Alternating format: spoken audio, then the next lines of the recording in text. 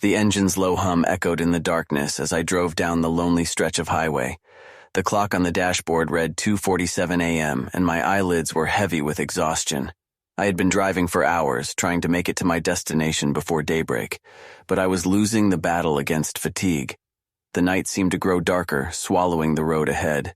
The only source of light was my car's headlights, casting eerie shadows on the trees lining the desolate highway. My hands tightened around the steering wheel, and I squinted to stay focused on the road. As I continued down the highway, a feeling of unease began to creep over me.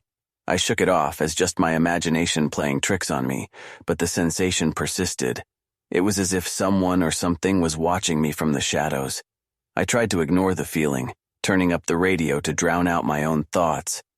But the unease only intensified, and then I saw it, a figure standing on the side of the road up ahead.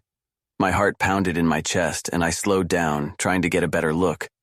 The figure appeared to be a woman, dressed in a tattered white gown, her long, unkempt hair flowing in the wind. As I approached, I could see her face, or what was left of it. Her eyes were empty sockets, and her mouth was twisted in a grotesque grin. A chill ran down my spine, and I instinctively hit the gas, wanting to put as much distance between us as possible. But as I accelerated, the figure began to move. She glided effortlessly alongside the car, her skeletal hand pressed against the window. I could hear her faint whispers, unintelligible words that sent shivers down my spine. I tried to look away, but her haunting gaze held me captive. In a panic, I reached for my phone to call for help, but there was no signal. I was completely alone on this nightmare highway with the ghostly apparition beside me. The road seemed to stretch on forever, and I couldn't shake the feeling that I was trapped in some otherworldly dimension. I glanced at the rearview mirror and gasped.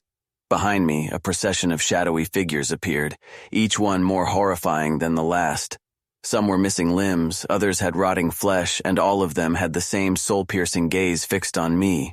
The speedometer crept higher as I pushed the car to its limits, desperate to escape this nightmare. But the figures kept pace with me, their eerie whispers growing louder with every passing moment.